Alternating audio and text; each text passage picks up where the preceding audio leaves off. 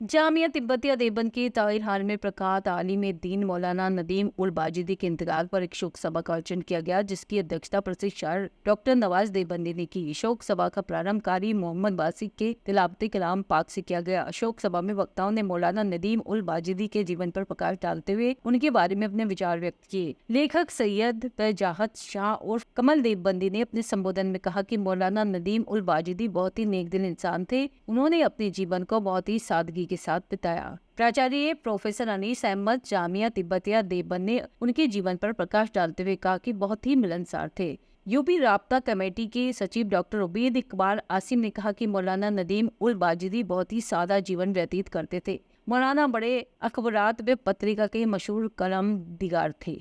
मौलाना नदीम उल बाजिदी का जैसे कारी वासिफ साहब ने, मुफ्ती आरिफ साहब ने उनके बारे में बताया, मेरा भी जो ताल्लुक है, चूंकि उम्र का तो उनका बहुत मेरे और उनकी उम्र में काफ़ी गैप था, लेकिन उनका एक मिजाज था, इतना बड़े आलिम होने के बावजूद, इतनी तसानीफ के मुसन्निफ होने के और उन्होंने लिखे हैं, वर्क उन्होंने जो तफसीर से मुताल्लिक़ हो या अखबारात से मुताल्लिक़ हो या जो उनकी किताबें शायद हुई हैं उनसे मुताल्लिक़, तो इतना बड़ा आलिम, इतना बड़ा मुसन्निफ, और जब वो हमारे साथ बैठते थे या हमसे छोटों के साथ बैठते थे या अपने लेवल के लोगों के साथ बैठते थे, उस वक्त के मामला बिल्कुल उनके अलग होते थे। साल में 2-3 मरतबा बहन जाती थी, लेकिन बहुत डरते डरते डरते वो कभी तैयार होते थे और अमेरिका जाने से हमेशा डरते थे। पता नहीं क्या वजह थी, शायद यही वजह हो जो हुआ है। और जैसे मुफ्ती वासिफ साहब ने बताया, मैं खुद शाहिद हूँ, खुद गवाह हूँ, काशी कब्रिस्तान में मुझे उन्होंने वो जगह दिखाई कि ये मेरा जो है वो कब्र की जगह है, तो मुझे ताज्जुब भी हुआ कि आपने पहले ही तायन कर रखा है। बहरहाल ये भी एक वो है कि आखिरी दिन को, उस मौत को हम यकीन कर रहे हैं, तो लेकिन अल्लाह ताला की मसलहत देखिए कि इंतकाल हुआ तो अमेरिका में हुआ और अच्छी हालत में थे, बहुत अच्छी सेहत में गए थे। वापसी से 2 दिन पहले उनको कुछ शिकायत हुई, शिकायत तो तकरीबन 6-7 महीने से थी, ये पीछे ये हाथ में और गर्दन में दर्द बताते थे, तो शायद तशखीस सही नहीं हो पा रही थी, सब लोग उसको सर्वाइकल स्पॉन्डिलाइसिस समझते रहे।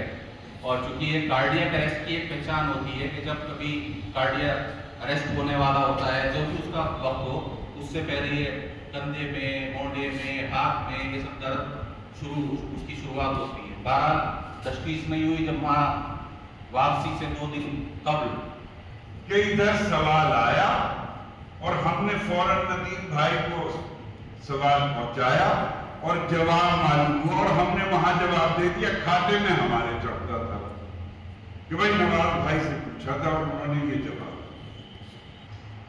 हर वक्त यही लगता था कि यासिर का फोन आ जाए और कोई दूसरी इत्तला आनी चाहिए, ये इत्तला नहीं आनी चाहिए।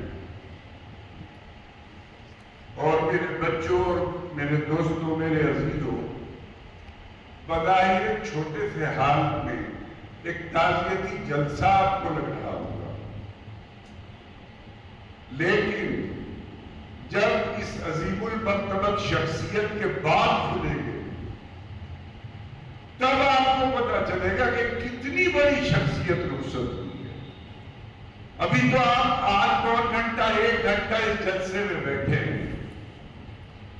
भाई नदीम के, चूंकि हम तो दोस्त थे तो हम तो नदीम भाई कहते थे, तो उनकी शख्सियात के वो पहलू जब उनके हमस, उनसे बड़े, उनके छोटे, उनके दोस्त, उनके असातिज़ा बयान करेंगे तो किताबें लिखी जाएंगी।